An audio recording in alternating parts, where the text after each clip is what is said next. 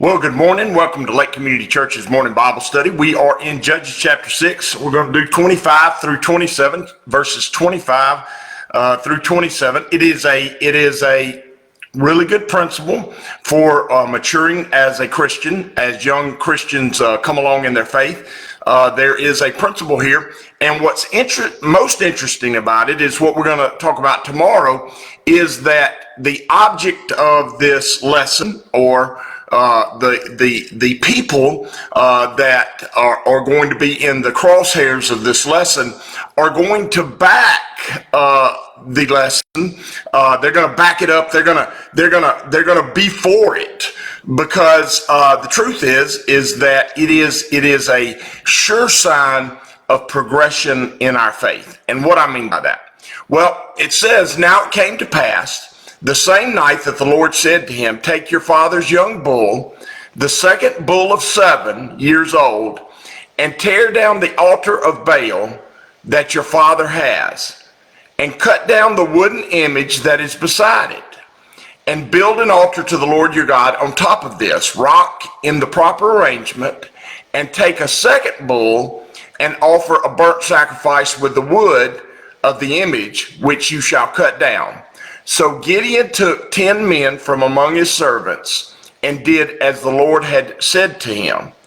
But because he feared his father's household and the men of the city too much to do it by day, he did it by night. Now, there is a huge principle here that is important that we have to learn as believers, and that is a loving, honoring, respecting evaluation of our heritage. And what I mean by that, well, the main way we do that is we lovingly and respectfully and gracefully, honorably look at our parents' lives, because, by the way, you grew up with them, and also our grandparents, but especially our parents, because our parents passed down some really good stuff to us.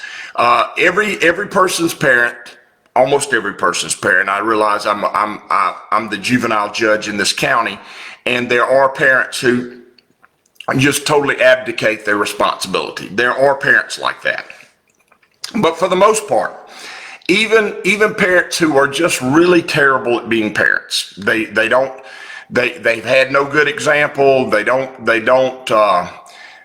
know what to do. They don't know how to get past themselves in order to parent their children. Even those people have some admirable qualities to them in their parenting, especially the mothers. They love their children.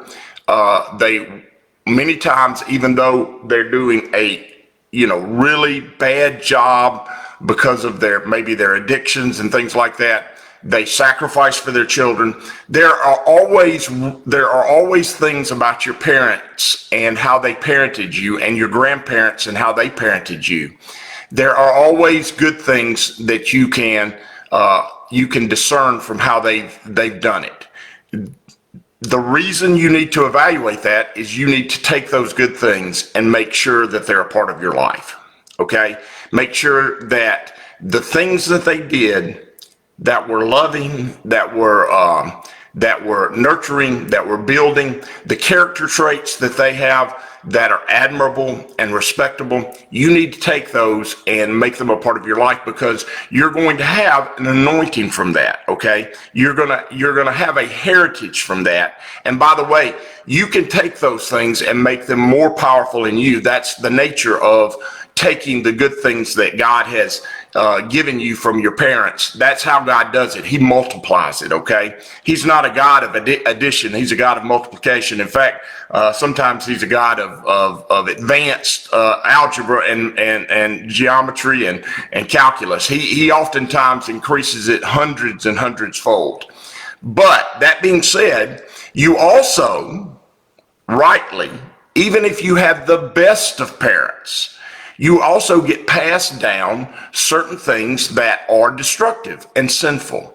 The Bible says right before the Ten Commandments, we've already done this Bible study, that the sins of the father are passed to the second and third generation. And they are. Okay, we not only pass on our admirable qualities, we pass on our destructive qualities, and those destructive qualities are devastating.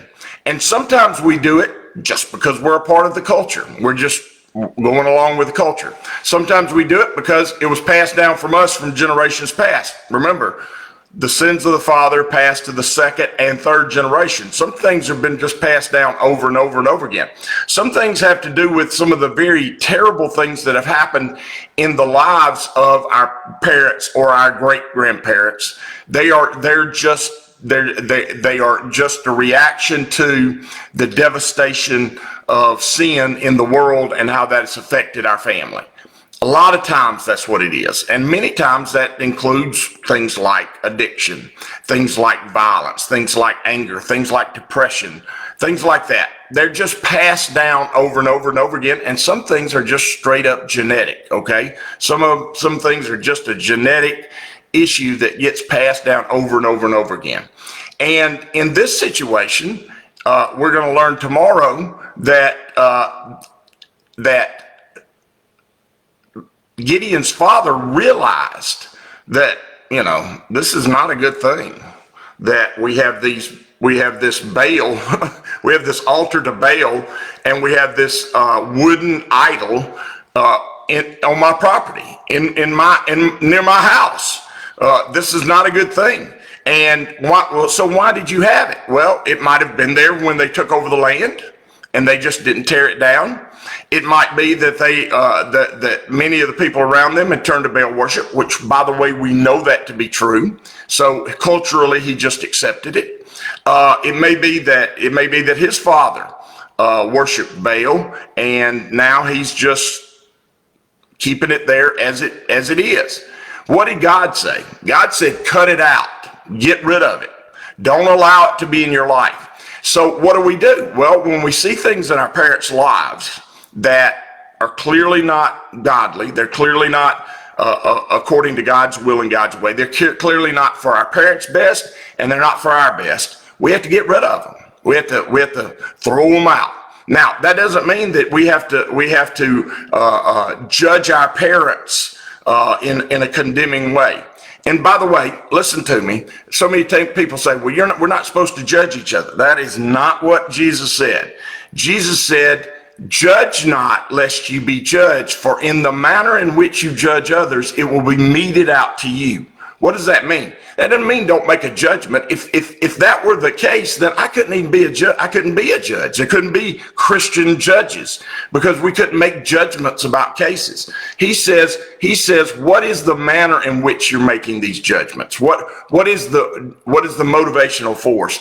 What is the end that you're making these judgments for? If it's for condemnation, then you don't need to be doing it because you're heaping condemnation on yourself. Now, if it's for reclamation, if it's for change, if it's for growth, if it's for their best, well, then you need to make those judgments. And if I make a judgment about something in your life for your reclamation, meaning to get it fixed, then I mete back to me reclamation judgment, meaning God's going to work to fix me. If I mete out grace to you, I get grace back.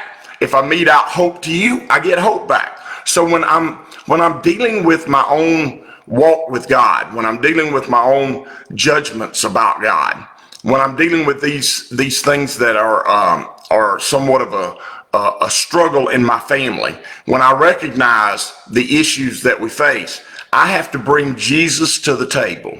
Okay, I have to plead the blood of Christ.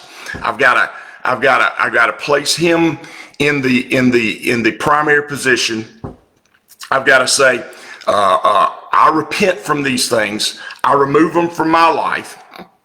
Not only that, Father, I ask that you remove them from my father's life or my mother's life or my grandparents' life. I ask that as I remove them, that you not only give me the measure of grace to get rid of them, but you give that measure of grace to my family, that I might be the example, that I might be the crusader of hope in my family's life. and I'm going to tear these altars down that are pagan altars. And I'm going to cut these idols down that are pagan idols. And I'm going to place you in the primary position. And sure, now listen, that doesn't mean these things are going to be easy to remove from your life. You grew up with them. They're familiar spirits in many ways. They're things that you are familiar with that are from the enemy that have been placed in your life as a landmine and as a source of control over who you are. And you need to hear that. If the enemy places a familiar spirit in your life, in your family's life, it's for the purpose of controlling your family. And it must be removed, okay? It must be gotten out. Why? Because by you getting it out, you may even be doing a wondrous blessing. You're going to for sure be doing it for your children, because the rest of the verse of the sins of the father passed to the second, third generation. The rest of that verse is, but the grace of God is unto 1,000 generations, which means that God's grace at work in your life, in you removing these things, is going to be passed down to the generations after you. That measure of grace that you use is going to be given to them.